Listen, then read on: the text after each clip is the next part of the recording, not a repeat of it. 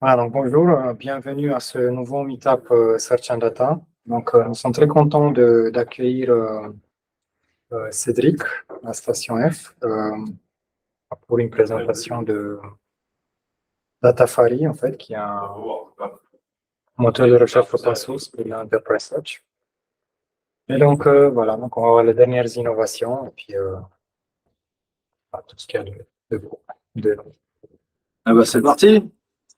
Merci Lucien, donc merci Adine de m'accueillir à la Station F. Merci aux courageux qui ont réussi à trouver et à venir. C'est ironique pour des moteurs de recherche. On a trouvé, mais on va y arriver. Donc, j'occupe la première partie de la session de ce soir, qui sera moins axée IA. Ça sera pour l'équipe d'Adeline de parler plus IA. Enfin, on bosse nous sur IA aussi, mais c'est qu'un tout petit bout de la présentation. Je peux juste faire un spoiler pourquoi ça marche pas très bien dans le domaine des moteurs de recherche pour entreprise, mais ça monte sur la courbe de popularité de Gartner. Là, en ce moment, c'est comme ça. Donc, on attend que les gens soient déçus. Puis après, ça remontera. Enfin, on connaît. Hein, oui, c'est bon. Voilà. Là, on croit qu'on est bien, bien comme ça. Là, on va parler plus sur du concret, des trucs qui marchent, quoi. Alors, la presse est en anglais, soyez pas choqués, mais je la fais en français, hein, sauf s'il y a des plaintes. Sinon, pas de souci. Donc, Cédric Ulmer. Donc, on dirait pas, mais je viens du Sud. Hein. Nos locaux sont à Nice. Donc, très, très bronzé. Mais je suis ravi de venir ici. Il fait 8 degrés de plus qu'à Nice, donc c'est bien. Avant de parler un petit peu de la structure France Labs, qui est l'éditeur derrière Datafari, on va se mettre d'accord sur ce que c'est que l'Enterprise Search, donc les moteurs de recherche pour entreprise. Comme ça, passez pas la moitié de la presse à vous dire je comprends pas, c'est pas ce que je pensais, etc. Donc là, j'ai repris la définition de Martin White, qui est celui qui s'embête à faire le plus de livres sur le domaine de l'Enterprise Search. Donc, c'est une application qui permet aux employés de trouver les informations que l'entreprise possède, alors au sens large, hein, sans avoir besoin de savoir où est-ce que cette information est stockée. Et je me suis permis de rajouter de façon sécurisée. Mais Martine ne m'en veut pas. Parce que le plupart du temps, les employés, ils ont besoin de sécurité. C'est bon? Vous avez compris que c'est de ça qu'on va parler là. Bon, ça reste relativement vague. On va faire un sacré paquet de trucs avec cette définition. Mais en gros, c'est pas du e-commerce. Voilà. Alors, nous, on ne fait pas l'e-commerce. Donc, s'il y a des gens qui font du e-commerce, vous pouvez vous endormir jusqu'à la deuxième présentation où je pense que ça sera plus compliqué. Je peux bien vous poser une question. Ah oui, oui. Si des ressources utiles pour les employés de l'entreprise sont sur des sites web prédéterminés, par exemple des sites web de clients, est-ce que vous comptez ça dans... Oui, ça rentre. Ça peut rentrer? Donc, vous pouvez crawler des sites tiers. Voilà. Ce qu'on ne fait pas, on ne fait pas le crawl ouvert. Pas crawler l'intégralité du C'est web. ça, mais si on vous donne une URL, vous allez pouvoir... Oui. D'accord, merci. Si on a un connecteur web, il faut le pointer vers les URL qui nous intéressent. OK. Après, on peut définir le nombre de sauts, etc. pour découvrir les URL suivantes. Mais, OK. Ça se fait, ouais. OK, super. Alors, vous connaissez peut-être déjà l'Enterprise Search, mais ça a d'autres noms. Il y a Knowledge Integration, e-Discovery, Insights Engine, Call Center Optimization Systems. Enfin, bon, en fait, derrière, c'est un moteur de recherche. Alors, j'ai mis un astérix à e-Discovery parce que stricto sensu, le e-Discovery s'engage légalement à retrouver l'intégralité, les 100% des documents qui traitent une thématique. Donc, pendant longtemps, on disait qu'on n'en faisait pas parce que c'est pas vrai, en fait. C'est même possible, une boîte est trop grosse, d'avoir la garantie que ce qu'on ramène, c'est effectivement les 100% des documents. Mais on a réalisé que des concurrents, en fait, le disent entre eux sans soucier. Donc, sachez que ça se trouve, c'est pas plus engageant qu'à Datafari, mais ça peut s'appeler donc Discovery. Insights Engine, c'est comme ça que l'appelle Gartner dans son rapport. Avant, il appelait ça Enterprise Search, mais apparemment, ça vend plus de l'appeler Insights Engine. Donc, si vous croisez le mot Insights Engine, c'est un moteur de recherche pour entreprise. Pourquoi ça existe? C'est le transparent que les marketeurs utilisent. Donc, ils vous disent qu'ils vous font un moteur de recherche parce que 80% des données d'entreprise sont non structurées et pas utilisées du coup parce que c'est dur les trucs qui sont non structurés. Et aussi qu'un ingénieur passe environ 9 heures par semaine à chercher un document. Potentiellement, il ne va pas le trouver, etc. Donc, voilà. Mais c'est des sources, hein. C'est IDC, le cabinet IDC qui a fait ça. Mais un chercheur a voulu savoir d'où venaient les données et en fait, elles viennent de nulle part. Donc, c'est C'est pas vrai, en fait, ça. Mais voilà, comme ça, si quelqu'un va vous parler d'un moteur de recherche et vous sort ça en vous disant c'est vrai, vous savez que c'est un vrai marketeur qui n'a aucune idée de ce qu'il raconte. Mais du coup, je le laisse pour vous prévenir. Voilà, ça, c'est vous pouvez utiliser dans vos propres transparents, mais sachez qu'il n'y a pas de fondement réel en fait, à ces assertions. Voilà. Mais ça parle, quoi. Une petite loi de Pareto, c'est toujours bien. Donc juste là, je spoil, Datafari, ça ressemble un peu à ça. Bon, c'est un peu petit pour vous, mais en gros, il faut imaginer, on verra une démo après, hein, mais c'est un moteur de recherche avec une barre d'autocomplétion en haut, des facettes sur la gauche, des résultats de recherche sur la droite. Et puis derrière, j'ai un peu caché en tâche de fond, c'est les d'analyse de log, etc. Bon, mais ça, on en reviendra après, mais c'est juste pour un peu gâcher. C'est qui France Lab, c'est nous, donc ça fait 12 ans qu'on existe, on est donc basé à Nice. Je suis encore connecté. Ah, c'est bon. Non, non, c'est plus bon. Ah si, si, c'est bon. Petite frayeur. Donc basé à Nice, enfin Recognize Speakers. Oui, bon. On est speakers dans le domaine de l'Enterprise Search, donc on va de temps en temps à Washington, Enterprise Search Europe, ça n'existe plus, mais Search Day à Paris ou SXP, qui aura lieu au mois de décembre, et le Search and Data Meetup. Je me suis mis à jour hein, quand même pour montrer qu'on était aussi au Meetup d'ici, donc on essaie d'intervenir dans le domaine des moteurs de recherche pour entreprise. On fait partie du CNLL que vous ne connaissez pas forcément, ça dépend à quel point vous êtes axé open source, mais c'est l'entité nationale, en gros c'est le cluster des assos régionales des business open source, et qui sont réunis pour créer une assos au niveau national, qui elle-même s'est regroupée au niveau européen pour faire l'appel, qui est l'assos européenne pour défendre l'open source au niveau européen, et il y a pas mal de boulot. Et on fait partie du Search Network, un réseau international d'experts de Search. On fait partie Et vous êtes une organisation publique ou privée? Non, non, alors le nom est pourri, mais on est une boîte privée. J'aurais jamais dû l'appeler France Lab, ouais, d'accord. Mais c'est une boîte privée. C'est pour ça que je marque plus France Lab, je marque Datafari sur les polos maintenant, parce que quand on va créer la boîte, on s'est dit que ce sera tellement énorme que c'est comme Procter & Gamble, quoi. Vous voyez, mais non, on fait ni de produits chimiques parce qu'on nous a posé la question, ni on met pas Business France ou BPI France.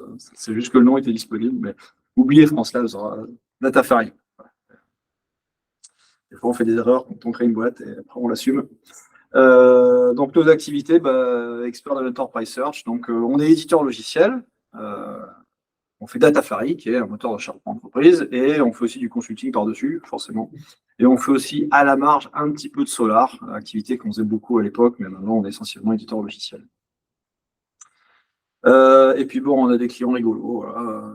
L'armée française, Safran, le domaine du nucléaire qui ne veut pas qu'on dise son nom, Natixis, Banque Populaire Caisse d'Épargne, Aéroport de Paris, Police française. Alors, je ne sais pas pourquoi on a beaucoup de police et de gendarmes, mais c'est vrai qu'on n'a pas fait exprès. Mais bon, donc police française, gendarmerie nationale, police judiciaire, Université de Lille, ville d'Antibes, et puis Solar, ouais, on aide quelques boîtes.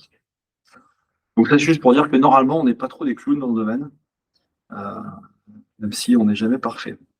Enterprise Search, donc je vous ai dit de quoi ça parlait. Maintenant, on va parler un petit peu de comment que ça fonctionne.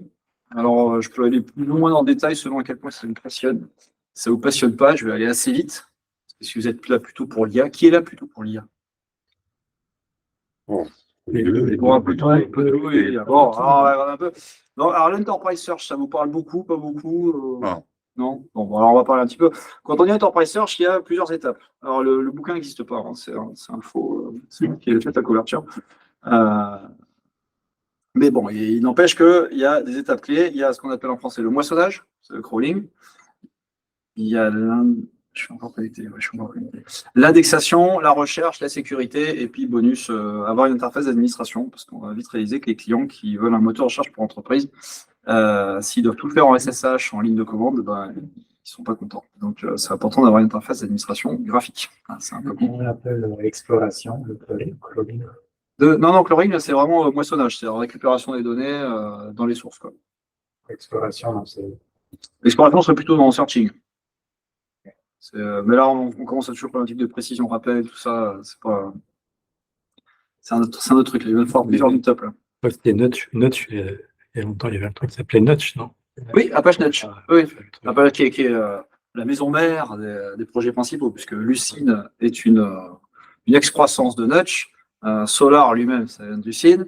Manifold CF qu'on utilise était lui connecté aussi à Notch, et chacun a pris un peu son autonomie. Mais Notch existe toujours, ouais. Okay. Notch étant spécialisé dans le crawl web. Ouais. Donc, un petit transparent sur les connecteurs d'entreprise, horror show, parce que c'est compliqué en fait, le moissonnage des données d'entreprise. Sur le web, c'est facile, on va dire, entre guillemets, parce que les types de fichiers sont relativement bien périmétrés. Ça va être essentiellement du HTML. Ça peut être bon, des PDF, des Word, des fichiers zip éventuellement, mais bon, ça va s'arrêter là. Alors qu'en entreprise, c'est fou ce que les boîtes peuvent avoir des formats rigolos. Et ils demandent à ce qu'on puisse les ouvrir. Alors, il y en a, j'ai mis AutoCAD, par exemple, mais AutoCAD, c'est la croix à la bannière. Dans le web, les types de systèmes de sources, c'est facile. Ils sont tous forcément HTTP par définition. Donc, il suffit de faire une commande GET et on récupère la source. En entreprise, non. En entreprise, ils ont des API, encore quand ils en ont. Des fois, ils ont juste des protocoles comme SMB, par exemple. Et donc, il faut réussir à se connecter à ces protocoles, les comprendre. Des fois, ils sont mis à jour. Des fois, ils sont deprecated. Donc, c'est pas mal de boulot aussi de ce point de vue-là. Et après, par définition, le web n'a pas de notion de sécurité. Ça a été créé pour être ouvert pour tout le monde. Donc, on s'en fiche des contrôles d'accès. Alors qu'en entreprise, non, ils s'en fichent pas. Donc, il y en a qui vont avoir du LDAP, d'autres du AD, il y a du Kerberos, du Shibboleth, du SAML, SAML V2, OAuth, OpenID. Enfin, ils sont pas mis d'accord, hein, ça c'est sûr. Et si l'info, elle est sur, je sais pas, sur Slack, dans un CRM ou dans Atlassian, dans Jira, Ouais. vous allez la chercher là-bas aussi ou pas? Alors, vous voulez la réponse marketing ou la réponse C'est vous qui me dites. Non. Ça dépend des connecteurs disponibles. Jira, on a fait le connecteur, Confluence aussi. Slack, non, enfin pas Datafari, pas Manifold CF, mais ça doit exister. Il y a des boîtes spécialisées dans les connecteurs. Il y a Tray.io par exemple. Alors, c'est plus cher, hein, mais après c'est faisable, quoi. Mais bon, de base, sur Slack, il faudrait regarder. Ils ont une API, mais le diable est dans les détails. Ça se trouve, Slack, ils vont dire on a une API pour récupérer les données, mais qui n'envoie pas les informations de contrôle d'accès. On ne peut pas juste moissonner et mettre dans le moteur de recherche parce qu'on n'aura plus notion de qui a le droit de voir quoi. Et si c'est un CRM? Alors si c'est un CRM, c'est pareil, il faut voir les API, quoi. Mais de base, après, il y a plein de CRM. Nous, on avait fait un proto sur du SAP. Ça marche, mais bon, après, ça dépend. Il y a 12 000 CRM. Un qui est fait très souvent que nous, on n'a pas fait, mais il existe sur l'étagère, sur d'autres trucs, c'est Salesforce, par exemple. Salesforce, oui, leur API est bien faite. Donc, ça ne serait pas super compliqué de créer un connecteur pour Salesforce avec gestion de la sécurité, ça, c'est bon. Voilà. Ça, c'est la partie moissonnage. Tiens, je sais pas. Ah, bah, si. Alors, une fois qu'on a fait le moissonnage, il y a l'indexation. Alors, l'indexation de gauche à droite, il faut analyser le texte qui est dans les documents. On dirait qu'il faut les ouvrir. Hein, ça, analyser les textes. Enlever s'il y a en français, les mots interdits, stop words. Pruning. Donc, pareil. Élaguer, quoi. Élaguer, enlever. Oui, pruning. Enfin, stop word pruning, en fait, c'est en un mot. Donc là, on enlève les mots interdits. La stemming, lématisation, c'est la racinisation, plus ou moins intelligente. Stemming, c'est à base de regex, alors que lématisation, c'est à base d'IA, on va dire. C'est le fait de prendre la racine des mots. Hein. Plus simple, c'est pluriel, singulier. Et lématisation, c'est vraiment un concept. S'il y a écrit été, est-ce que c'est été le verbe être ou est-ce que c'est été la saison? C'est là qu'on est dans la lématisation. Ensuite, quand on a racinisé, ça devient ce qu'on appelle des tokens, des jetons. Il faut mettre ces jetons dans des champs de recherche. Et après, il faut faire la partie statique du calcul du classement de pertinence. Voilà. Il y a du CSS dans le texte, il faut l'enlever ou pas? Oui, c'est assez orienté web vos questions quand même. Hein, mais oui. Ah oui, après, nous on se base sur, c'est encore le cas sur JSoup. Donc après, on peut mettre des règles pour dire qu'est-ce qu'on veut garder, qu'est-ce qu'on veut enlever. Et donc, alors en bas, j'ai marqué que problématique en termes de perf, il faut faire attention. C'est le nombre de fichiers qu'on va indexer. Parce qu'il va y avoir des gens qui vont dire moi, j'ai 30 millions de fichiers sur un partage et je veux que tous les soirs ça soit à jour. C'est pas possible. Parce que, ou alors, il faut qu'il y ait un sacré serveur derrière parce que pour qu'on arrive à taper 30 millions de fichiers en une nuit, toutes les nuits, plus personne ne pourra rien chercher sur son truc. Quoi. Donc, vous devez faire attention à ça, le dimensionnement, mise à jour des index, pipeline d'analyse sémantique. Ça, c'est gourmand aussi. Hein. Là, en plus, il y a l'IA. Si vous avez d'extraction d'entité qui prend 5 secondes par document, si vous avez 5 millions de documents, ça prend du temps. Il faut que le client soit au courant qu'il y a 5 millions fois 5 secondes à attendre pour que tout son corpus soit analysé. Et accessoirement, c'est le moteur de recherche qui analyse. Donc, tout ce qu'il fait en analyse sémantique dans le moteur de recherche ne servira qu'au moteur de recherche, ce qui est un peu gâché. Donc, nous, souvent, quand il y a des éléments lourds comme ça qui sont demandés en termes d'IA, on leur conseille de faire un pipe à côté, qu'ils peuvent exploiter ailleurs. Et le moteur de recherche, lui, il va récupérer ça comme métadonnées supplémentaires. C'est pareil pour l'OCRisation. C'est trop bête. Enfin, nous, on le fait, du coup, les clients le demandent, mais OCRiser des PDF pour qu'on puisse chercher dedans, c'est assez frustrant parce qu'après, l'utilisateur, s'il ouvre le PDF, il ne sera pas OCRisé. C'est le mec qui prend un outil tiers, qui va OCRiser, enrichir le PDF et après on l'indexe. Enfin, ça, c'est la problématique du client. Nous, on le prévient. Après, il fait ce qu'il veut. Calcul du ranking, ouais, ça peut prendre du temps. La phase de recherche. Donc, la phase de recherche est un peu similaire. Il y a la requête à gauche. Or, bon, ouais, ça. Je suis déconnecté. Non, c'est bon. Ah, il aime le suspense, ce truc. C'est la télé. Ouais, allez. Scotisé va faire un bon. Station con. Donc, analyse de la requête. Qu'est-ce que l'utilisateur a tapé? Ça va toucher aussi ce que vont présenter l'équipe d'admin après. Identifier les documents pertinents. Donc là, c'est pareil, problématique de temps réel. Si on a 30 millions de docs, il faut quand même qu'en quelques millisecondes, on les trouve. Calculer le classement de pertinence, générer ce qui s'appelle les snippets, c'est-à-dire les petits extraits de texte, les facettes sur les côtés, afficher les résultats. Voilà. Donc là, pareil, il peut y avoir une phase d'analyse sémantique des requêtes.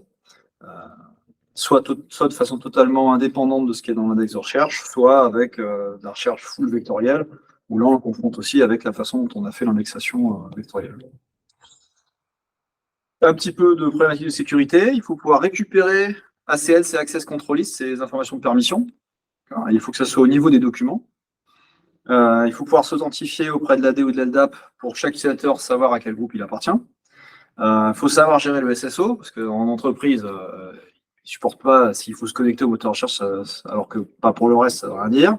Il faut pouvoir chiffrer quand même les communications. Et il faut pouvoir gérer des rôles, pouvoir gérer de façon administrative le moteur de recherche.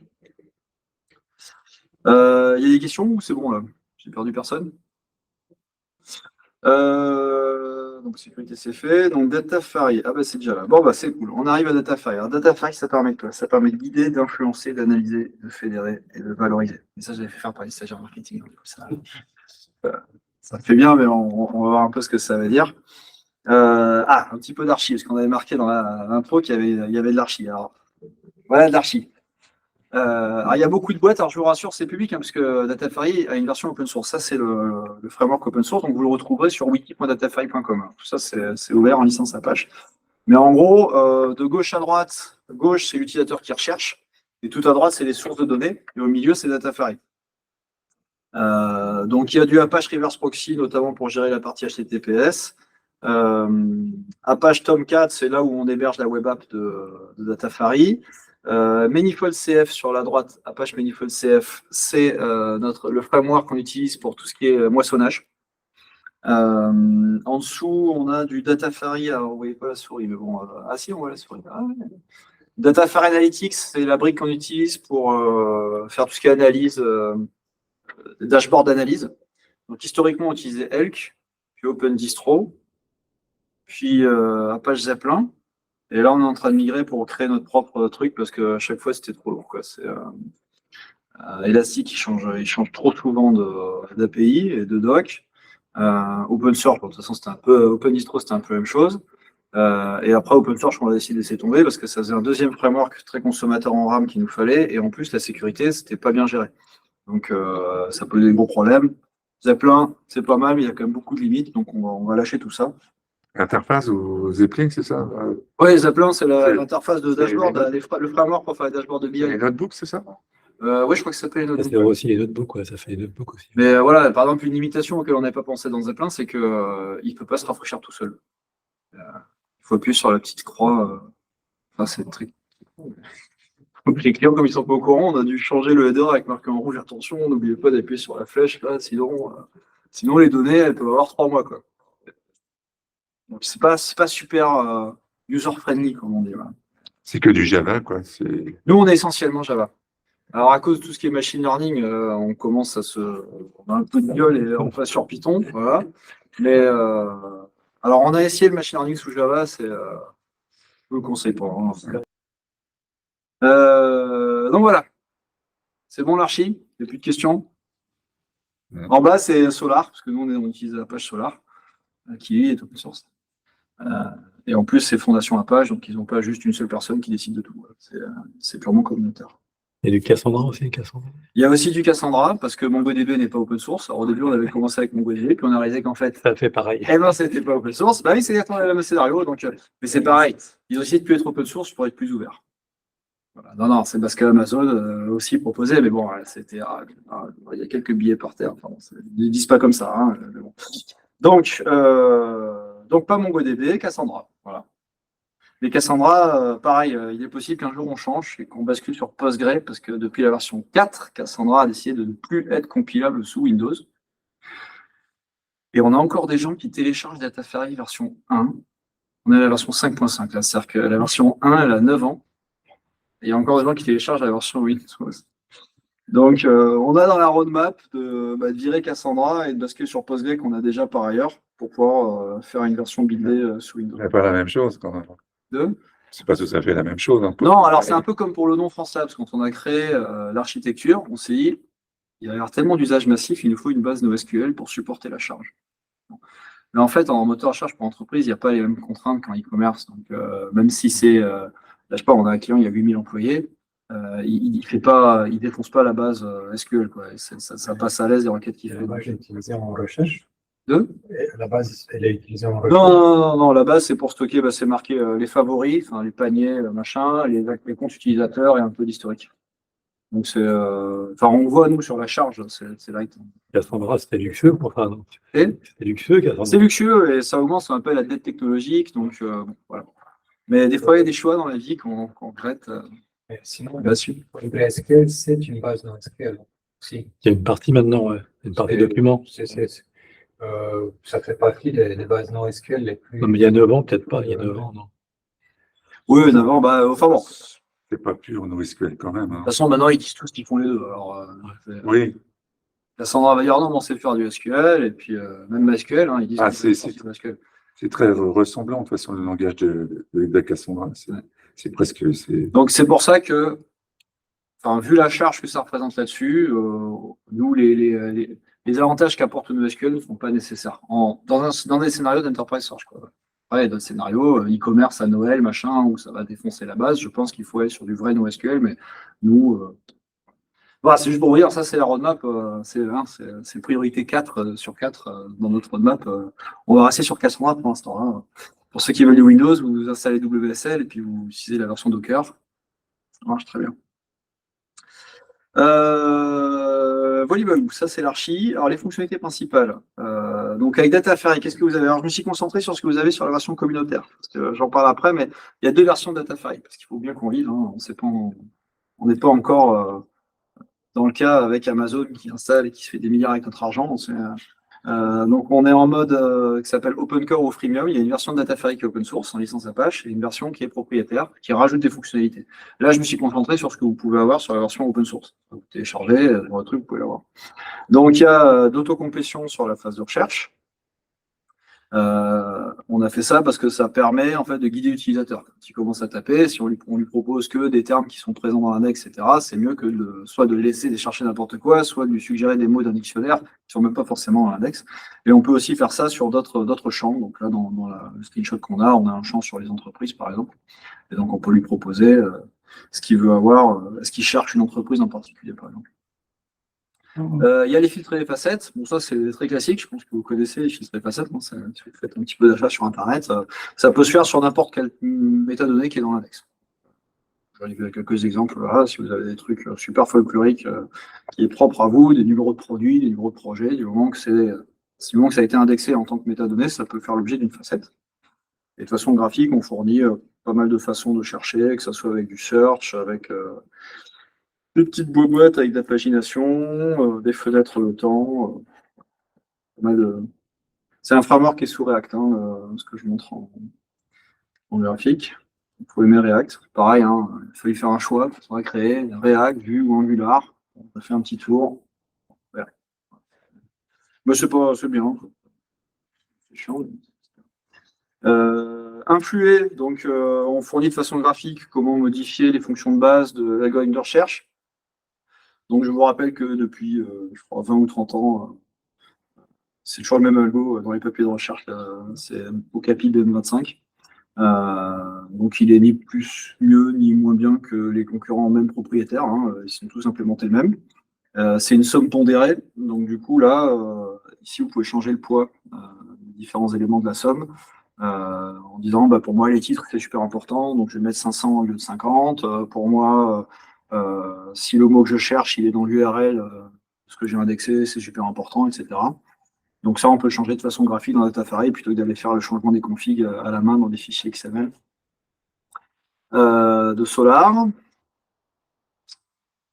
Boom. Les promoliens, bah, c'est comme les Google AdWords. Je suis assez fier du mot promolinks. Donc ça, c'est pour mettre en avant quand vous cherchez quelque chose qui n'est pas dans l'index.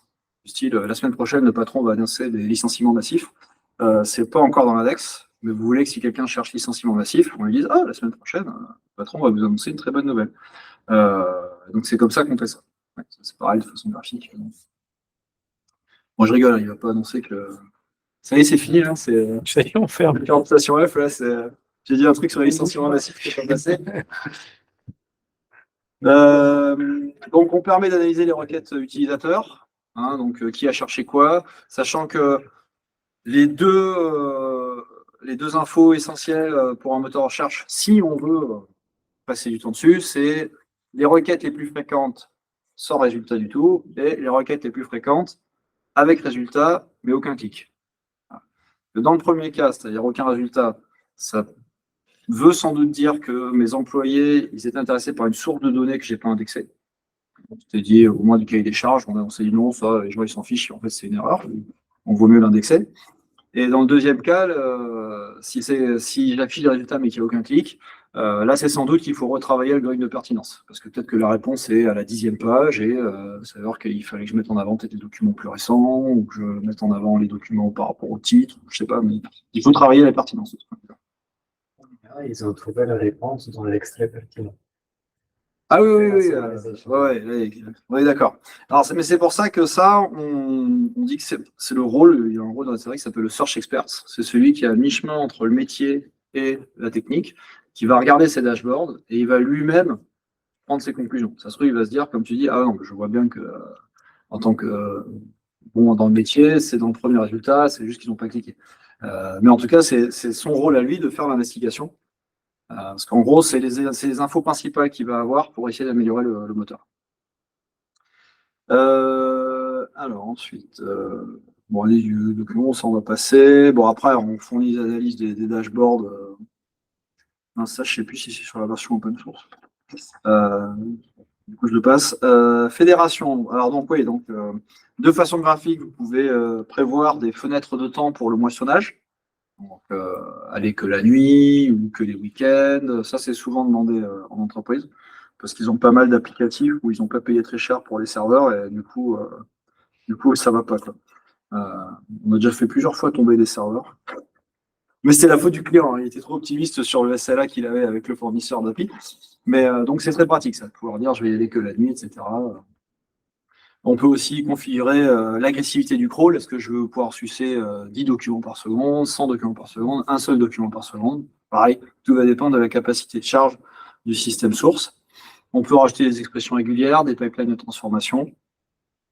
Et on a créé, mes collègues voulaient appeler ça le mode pour stupide, mais on a réalisé que c'était pas très marketing, hein, de dire tiens, vous avez un mode pour stupide, donc on a créé un mode simplifié.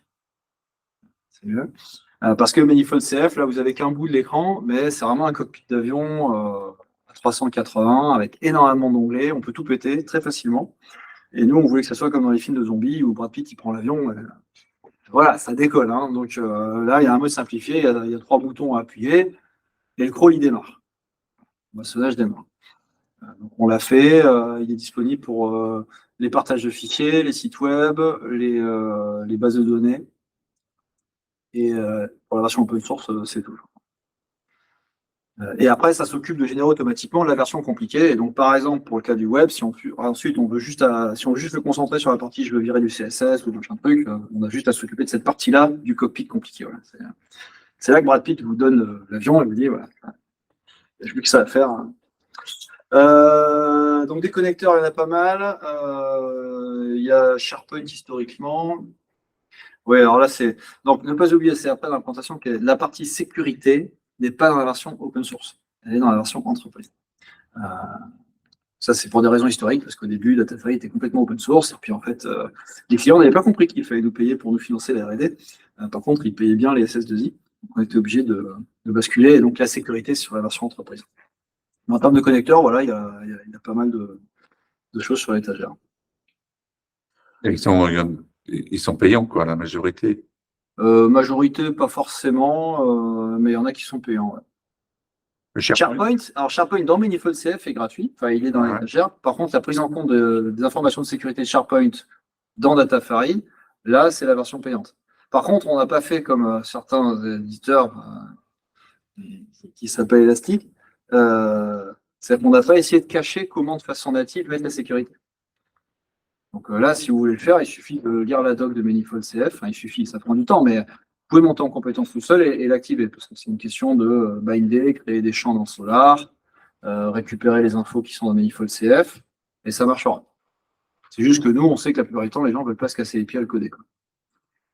Et aussi s'engager auprès de leur patron que oui, il n'y a pas de problème, on respecte bien les ACL, les employés ne verront pas les documents qu'ils ne sont pas censés voir, machin, mais c'est faisable.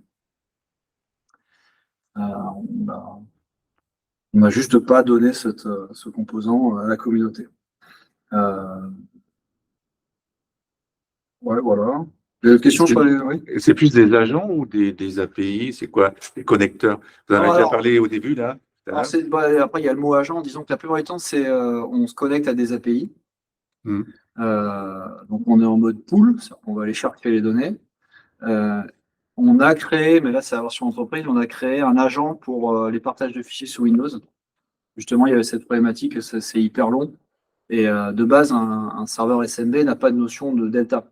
Que si on lui dit, tiens, sur les 30 millions de fichiers, hier, il y en a combien qui ont été changés? Bon, il faut tout recroller. Donc, on a créé un agent pour Windows qui monitore lui en permanence à bas niveau, avec une très faible empreinte CPU, et qui fait ce fameux listing des fichiers échangés. Et comme ça, nous, on contacte cet agent-là qui nous dit, bah, voilà, c'est les seuls fichiers à indexer, c'est ceux-là. Ce qui permet des coups de rentrer dans les clous. Tu laisses encore combien de temps là? Tu as besoin de combien de temps? J'en sais rien. Tu ne pas les questions qu'on te pose. Non, mais bon, allez, tu donnes 10 minutes? 15 minutes. Absolument. C'est comme un client hier qui. Vous allez demander 15, vous auriez eu 20. Ouais, c'est vrai. Non, c'est ça. C'est comme un client hier, j'ai dit, bon, là, je vous offre les jours à faire. Il fait, non, je les paye. Ça compte. Je croyais que c'était l'inverse. Vous voulez grignoter un truc, n'hésitez pas.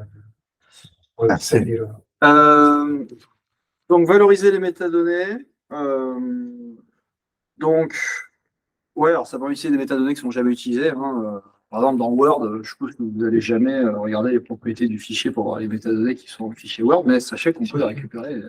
Il y en a qui le font, on est d'accord qu'il n'y en a pas beaucoup. Et on peut détecter des métadonnées qui n'étaient pas là. Enfin, détecter, les créer, hein. Soit avec des expressions régulières, ça c'est plus simple, ou avec du machine learning, détecter des entités. Des numéros de produits, ce qui peut se faire assez facilement, par exemple, si vous voulez créer votre propre outil de RGPD pour détecter si dans votre corpus interne, il y a des noms de famille, il y a des numéros de sécurité sociale, numéros de carte d'identité, tout ce qui n'est pas censé être là dans le RGPD. Enfin, en tout cas, il y a un inventaire légal où on est censé dire où est-ce que ça se trouve, et souvent, c'est aussi ailleurs. Donc, ça, c'est assez facile à faire avec la version communautaire.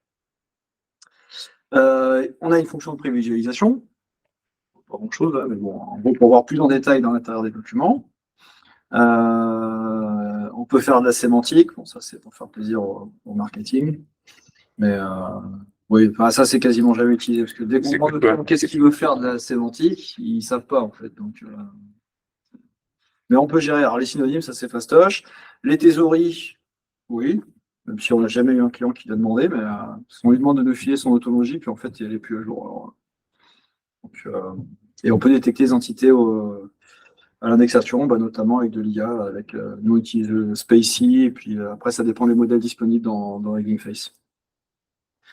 Et justement, on passe à l'IA là. Je pense que l'image est libre de droit parce qu'il est mort depuis Récup- longtemps. Hein, et qu'il a fait Pardon, Metropolis. vous récupérez les entités, vous les matchez dans l'ontologie ou comment? Et si écrire lui demander oui, mais en fait, il n'y a pas la partie ontologie. Donc, ce qu'on fait dans les scénarios, c'est on détecte les entités, on les met dans des champs, Ouais. et on les met souvent en facettes, en fait. Comme ça, l'utilisateur, il dit je veux tous les documents qui contiennent des bitcoins, ou des trucs comme ça, quoi. Dans le cas polyjudiciaire, ça va plutôt être ils ont des alias, les criminels, par exemple, et ils veulent les documents qui contiennent des alias, ce genre de choses, et ça va dans la colonne. Donc pour la partie IA, dans le pipeline d'indexation, on peut se connecter à un système tiers. Alors, il faut quand même coder la partie connexion au système tiers, parce que mais la partie framework qui permet de le faire existe, parce qu'on est un peu plus petit que Google, donc on peut tout faire. On ne peut pas, nous, coder l'extraction de texte depuis une vidéo, les détection d'entités dans les vidéos, traduction automatique, etc. Donc, on permet dans Datafari d'aller se connecter à des systèmes qui le font très bien. Après, rien ne nous empêche d'utiliser des briques open source et de le faire. C'est ce qu'on verra sûrement à la deuxième partie de la présentation. Enfin, plutôt pour la partie search query, mais ça peut s'étendre. Après, voilà, il faut qu'il y ait des choses sur l'étagère. Nous, on a des activités parce qu'il se trouve qu'en français, il y a très très peu de corpus disponibles pour faire de l'extraction d'entités nommées français. On dirait qu'il y en a, mais il y en a très peu. En tout cas, vraiment légalement libre de droit. Parce que je vous rappelle que si vous allez, enfin nous c'était le cas il y a 2-3 ans, quand on était allé voir le corpus de Google, un des corpus qu'ils utilisent eux-mêmes et qu'ils ont mis à disposition, vous descendez un petit peu dans les droits d'usage, et au bout d'un moment, il y a marqué, bon, à partir de cette couche, on n'a aucune idée si c'est légal. Donc, vous vous débrouillez, quoi. Et là, depuis qu'il y a les DALI, les machins, on sent que, moi je sais pas, mais à mon avis, il y aura peut-être des invalidations de certains algos. En tout cas, il va falloir qu'il lâche des pépettes. Hein, parce que... Et donc là, nous, on fait un effort. On avait fait un premier travail avec la ville d'Antibes, où ils ont transformé une partie de leurs appels d'offres en appels d'offres publics légalement exploitables. On n'a pas le temps de creuser là-dessus, mais il y a la loi CADAM, et la loi CADAM n'impose pas que ça soit libre. Enfin, bon, donc là, on démarre un corpus qui sera libre, mais complètement libre et légal. Push mécanisme, donc là, on a possibilité de, plutôt que l'utilisateur vienne tous les jours, par exemple, chercher une donnée pour savoir si en intranet, quelqu'un parle de ChatGPT, par exemple, il demande à Datafari, lui envoyer un mail si un document apparaît qui parle de ChatGPT. J'ai dit ChatGPT totalement au hasard. Donc la démo, sachez que ça existe vraiment. Alors, ah oui, parce que du coup... Faut partager la fenêtre de la ligne. Ouais, attends, je vais juste... Donc, on peut l'installer que sur des Linux, hein. On est d'accord. Oui, ou alors avec le Windows. module full WSL de Linux. Parce que Le WSS, mais WSS, c'est bon, c'est les consoles Linux, hein, de toute façon. ouais, exactement. Et avant, c'était possible de l'installer sur Windows, mais Ouais. c'est plus. Bah, c'est toujours possible, si vous allez sur le SourceForge, d'ailleurs, il y a 2 semaines, ils ont effacé notre projet en pensant qu'on ne faisait plus rien dessus. Non, on travaille toujours sur Linux, de toute façon. Pas de problème. Mais... Oui, donc oui, là, on fournit la version Debian. Je le trouve bien. Même sur un Windows Server, il n'y aurait pas de possibilité. Enfin, bon, je ne sais pas pourquoi j'ai vu ça, mais bon. Bah non, ça ne change pas. Windows Server, c'est Windows aussi. Hein. Je dirais bien oui, mais. Ouais, on peut faire plein de trucs maintenant avec Windows. On peut faire du SSH. Mais ouais, mais non, il faut du du WSL. Et en gros, nous, c'est ce qu'on conseille. Hein, ouais, mais sans faire du WSL, on peut faire du SSH. On peut faire plein de. Oui, pour vous connecter à un système distant, du coup. Enfin, en tout cas, nous, il nous faut. C'est compilé pour Linux. Donc, oui, c'est vrai que SSH. un souci, quoi. SSH, c'est distant, oui, c'est vrai. Et alors, je vais aller là-dessus. Hop. Mais on fournit donc la version Docker sur Docker Hub. Il y a la version, on a une VM qu'on a déjà tout préparé. Ça, c'était plus simple sous Windows. Vous téléchargez la VM. On a déjà mis un mini partage de fichiers dedans. Il y a tout. C'est déjà indexé. Vous pouvez directement chercher dessus, quoi. C'est juste qu'on l'a mis à jour qu'une fois de temps en temps. Donc là, c'est la version 5.0. Mais bon, elle permet quand même de se faire une idée. Et non pas la version. Ah, je l'ai téléchargé, votre VM, je crois. Vous n'avez pas mis le lien dans le. Si. En fait, sur Datafari. Je l'ai essayé, oui. Ça n'a pas marché. Bah, Normalement, ça marche. Il y a pas. Non, c'est pas ça, c'est que je ne suis pas assez formé pour Oui. l'utilisation, quoi. Mais donc, alors, ça ressemble à ça une fois que vous l'avez installé. Il y a un petit page d'accueil si jamais vous avez envie, parce que comme ça, vous pouvez mettre du texte pour les employés, on indexe ça, bienvenue, machin. Mais sinon, après, une fois que vous cherchez, de base, ça ressemble à ça. Avec les PDF, par exemple, si je filtre par PDF, si je commence à chercher, alors, je sais pas moi, un euro, il va me compléter, voilà. Si je fais une grosse faute, bah, ça rame, hein. Je vais faire une grosse faute d'orthographe. Voilà, et on a configuré de base pour qu'ils disent, ah ben non, il n'y a rien pour ça. Mais on a cherché on vous cherche automatiquement un truc qui existe. Et là, vous êtes connecté C'est un système de test qu'on a mis en place. Mais si vous voulez jouer, on a aussi une démo publique. On a un des rares acteurs à jouer le jeu, à prendre de risques et à mettre une démo. Et vous allez sur demo.datafari.com. C'est un Datafari qui tourne avec des données qu'on avait indexées. et sur la VM que vous avez mis en ligne, il y a beaucoup de données à l'intérieur ou il y a... Je sais plus ce qu'on a mis parce que il y a des corpus qu'on n'a pas le droit de mettre. Donc on a dû mettre une cinquantaine de fichiers, des vieilles factures à nous, je crois, un truc comme ça, parce que même les factures, c'est compliqué. Mais je crois que c'est des documents à nous. Mais après, vous pouvez mettre ce que vous voulez, vous. Hein. C'est un partage qui est à l'intérieur de la VM. D'accord. Vous y dropez d'autres fichiers. Alors, je l'ai essayé, mais brièvement, quoi. Non, Bon, c'est pas ça, non, vous excusez pas. Pardon? Mais déjà, vous l'avez installé, tout ça, c'est bien. Oui. Et puis, vous n'êtes pas allé sur le forum pour dire c'est nul. Ça, c'est bien aussi. Orange. Mais bon, voilà, sur demo.com, vous pouvez jouer sans avoir à l'installer. Il faut juste savoir que vous devez chercher des choses liées à l'énergie. Parce qu'on a indexé les données liées à Enron, qui est une boîte qui faisait de l'énergie. Vous savez, ceux qui avaient des malversations et qui ont essayé de tout broyer avant. Oui. Et voilà. Et donc, il y a des fichiers sur le web. Donc, si vous tapez général, parce que des fois, on voit des gens, ils cherchent Macron. Alors forcément, chercher Macron dans les mots, il n'y aura pas de réponse. Hein, ça ne marchera pas. Donc là, j'ai pas le temps de vous montrer la démo, mais bon, c'est pas le but. Quelques use cases de choses qui marchent pour dire que Datafari, quand même. Alors là, je vous donne des cas d'usage de clients qu'on a, donc c'est la version entreprise. Donc, c'est utilisé par exemple une boîte publique de 8000 employés, 100 millions de documents pour du corporate search. C'est pas ciblé sur une problématique particulière, c'est mes employés, ils cherchent je sais pas quoi et je veux qu'ils puissent chercher je sais pas quoi. Et là, on parle de SharePoint, XWiki, TUI, partage de fichiers, un peu de site web. Après, on a le suivant, c'est Banque Populaire. Ah non, celui-là, c'est quoi? Ah oui, d'accord, c'est nucléaire, ça. Donc là, c'est maintenance nucléaire. Donc, documents techniques, une centaine d'employés, et là, environ 500 000 docs, essentiellement dans partage de fichiers, base de données. Investigation criminelle, là, c'est plus petit. C'est pour chercher dans les disques durs des suspects. Hein. C'est pas encore des coupables, mais bon, ça va le devenir grâce à Datafari. Ah merde, ça va contenté. Ah, tu vois, j'ai pas fait le partage. Merci. Il y en a un qui suit. Il y en a un qui suit, c'est bien.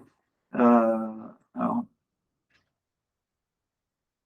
Désolé, je dois y aller. Merci. Ah bah on n'a pas parlé d'IA là, désolé. J'ai tout cassé. Merci, au revoir. Ah, donc là. Ah mince, c'est la version petite. Oh là là, on va pas s'en sortir. Bon, c'est pas grave, on va se contenter de ça. De toute façon, on arrive à la fin là, ça peut vous rassurer. Donc les cas d'usage, voilà, investigation criminelle. Les derniers, ça c'est Banque Populaire Caisse d'Épargne. C'est toute l'équipe IT, ils sont 5000 employés. Ils ont 400 000 docs de procédures, guidelines pour aider les employés internes quand ils pètent un laptop et tout. C'était dans du Jira, du Confluence, du partage de fichiers, du SharePoint, de l'Office 365. Je crois que j'ai fait le tour. Des sites web aussi. Et donc on indexe tout ça et ils s'en servent régulièrement. Donc ça veut dire que ça marche. Parce que ça pourrait être un projet open source de garage, quoi, mais... Donc, on ne va pas parler des business models, on s'en fout. Ce qui est commun ou pas, parce que là, le temps a trop passé, c'est sur le site web. De toute façon, moi, ce que je vous conseille à faire. Ah oui, par contre, si vous vous intéressez peut-être, la roadmap technique, on sort une version majeure tous les 30 mois, une version mineure tous les ans. Enfin, ça, c'est ce qu'on marque, mais des fois, on en saura entre-temps. Mais bon, on essaye de faire ça pour ne pas avoir trop de trucs. Datafari 6, qui sera le début du vector search dans Datafari, c'est pour Q1 2024. Et ensuite, voilà. Si vous l'utilisez, dites-le nous, ça fait toujours plaisir. Hein, puis ça alimente aussi le fait que ça veut dire qu'il y a des gens qui l'utilisent. Si vous avez des problèmes, on est ravis de vous aider. Si vous êtes content de Datafari, dites-le nous. Si vous voulez contribuer, dites-le nous. Si vous trouvez que la doc n'est pas claire, dites-le nous. Et puis voilà, dites-le nous, hein, parce que c'est vachement dur en fait d'avoir des retours sur un petit peu tout. Et je vous encourage à aller sur, en gros, datafari.com, c'est le hub surtout. Vous avez les pointeurs vers la doc, vous avez les pointeurs vers le code, vous avez les pointeurs vers les packages qui sont déjà téléchargeables. C'est vraiment le meilleur moyen pour démarrer sur Datafari. Voilà, 20h13. C'est bon? Merci. Est-ce qu'il y a des questions avant qu'on parle d'IA révolutionnaire qui nous remplace? Enfin, on va dire que c'est que les queries. Donc, Est-ce que vous pourriez mettre les slides de présentation quelque part ouais, bah, je verrai avec toi.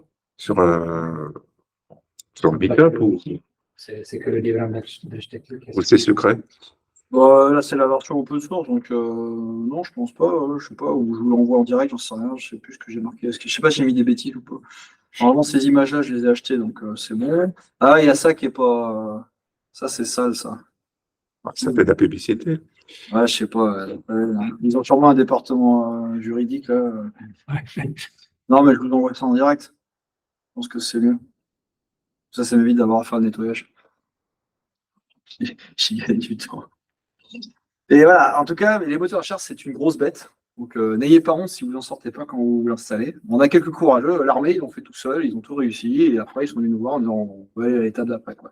Pareil pour la police. Mais la plupart du temps, c'est Et assez. c'est pour l'installation, c'est un paquet, c'est quoi? C'est Ben, on a tout mis à disposition. Il y a un point deb, un Debian. ouais.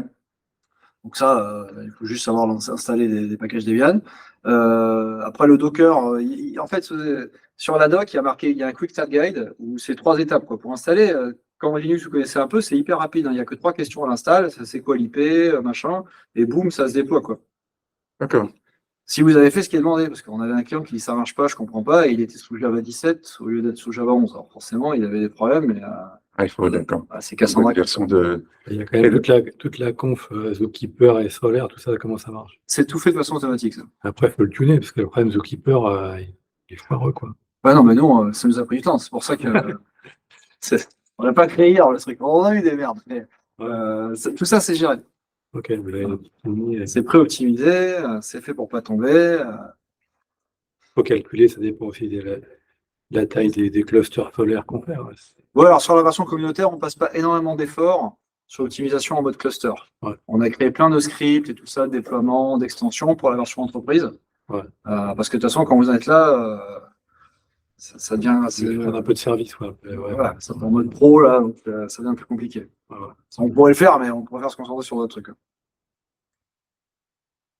Mais ça gère une seule machine bien dosée, on va dire avec 32 Go de RAM. Ça ne vaut plus rien la RAM. Vous pouvez aller jusqu'à 5 à 8 millions de fichiers à peu près. Donc, normalement, vous devez revenir. En tout cas, pour faire un POC, normalement, ça passe. Sauf si vous mettez de l'OCR ou du SPACY, là, où là, il faut une machine avec GPU, vous pouvez externaliser.